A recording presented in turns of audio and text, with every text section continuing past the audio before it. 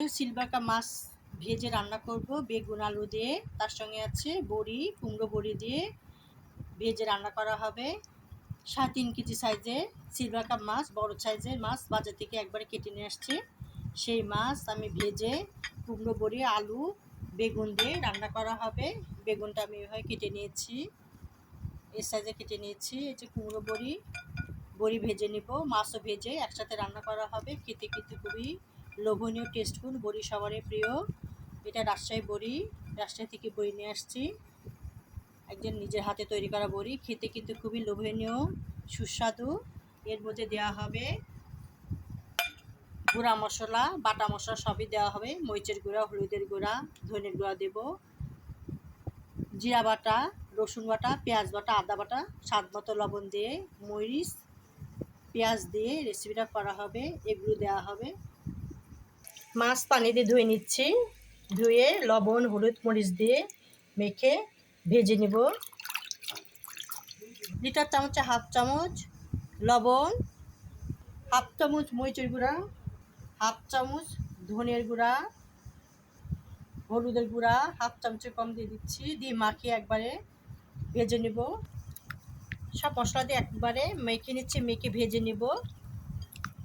বড়িটা ভেজে নেব, মাছটা ভেজে নেব, তাহলে খেতে বেশি ভালো লাগবে। এভাবে সব কিছু মাছ আমি মাখিয়ে নিয়েছি। বড়িটার সাথে মাছটা ভেজে নিব। বড় সয়াবিন তেল দিয়ে দিয়েছি, বড়িটা ভেজে নিব।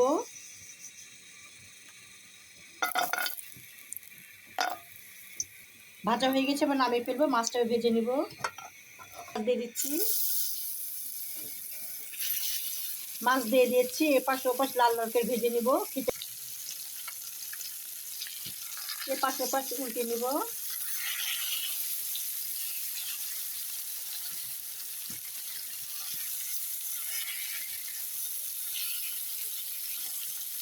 এপাশ ওপর উল্টে নিয়েছি, এভাবে লাল লাল করে ভেজে নিব। ভাজা হয়ে গেছে, এখন আমি নামিয়ে ফেলবো। সব মাছগুলো এভাবে নামিয়ে ফেলবো। একটু ভেজে নিব, আলুটা ভেজে নিচ্ছি, তাহলে খেতে ভালো লাগবে। নামিয়ে ফেলবো, হয়ে গেছে। সয়াবিন তেল দিয়েছি, পেঁয়াজ কুচি দিয়ে একটু লাল করে সব মশলা দিয়ে দিব। জিরা বাটা লিটার চামচ 1 চামচ, জিরা বাটা, আদা বাটা লিটার চামচ 1 চামচ, পেঁয়াজ বাটা লিটার চামচ 1 চামচ, রসুন বাটা লিটার চামচ 1 চামচ। এবার গুঁড়া মশলা দিয়ে দিব 1 চামচ, মরিচের গুঁড়া লিটার চামচ 1 চামচ, ধনিয়ার গুঁড়া লিটার চামচ 1 চামচ, হাফ চামচ হলুদের গুঁড়া, লিটার চামচে হাফ চামচ হলুদের গুঁড়া, স্বাদ মতো লবণ দিয়েছি। এখন পানি দিয়ে একটু কষিয়ে নিব। মশলার মধ্যে সামান্য পানি দিয়ে মশলা কষিয়ে নিব। বড়িগুলো দিয়ে একবার কষিয়ে নিব, ঢাকা দিয়ে দেব, দিয়ে 2 মিনিট পরে আবার কষানো হবে। সামান্য পানি দিয়ে মশলা কষিয়ে নিব, একটা ঢাকা দিয়ে দেব। ঢাকা দিয়ে দিচ্ছি, 2 মিনিট পরে আবার কষানো হবে। বেগুন দিয়ে দিচ্ছি, বেগুন আলু দিয়ে একসাথে কষিয়ে নেওয়া হবে। বেগুন দিয়েছি, একসাথে আবার কষানো হবে। ঢাকা দিচ্ছি, সামান্য পানি দিয়ে এবার কষিয়ে নিতে হবে, খেতে ভালো লাগবে বেশি। টমেটো দিয়ে দেবো, মরিচ কুচি দিয়ে দিব, মরিচ কুচি দিয়ে দিচ্ছি, ধনে পাতা দিয়ে দিব, পরে মাছটা দিয়ে দিব। একটু ঝোল কমিয়ে হয়ে যাবে, মাছ দিয়ে দিচ্ছি।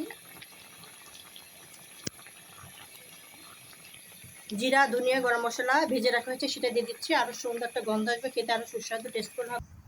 আলহামদুলিল্লাহ, রেসিপিটা কমপ্লিট হয়ে গেছে। যারা ফেসবুকে দেখছেন তারা ফলো দিবেন, যা ইউটিউবতে দেখছে সাবস্ক্রাইব করে বেল বাটন অন করবেন। পরবর্তী নোটিফিকেশন ভিডিওর জন্য আপনারা দেখতে পারেন, লাইক কমেন্ট করতে পারেন। আপনাদের কাছে আন্তরিক শুভেচ্ছা, ভালোবাসা রইল। রেসিপিটা কেমন হয়েছে অবশ্যই কমেন্ট করে জানাবেন। আপনাদের কাছে আন্তরিক শুভেচ্ছা রইল। আল্লাহ হাফেজ।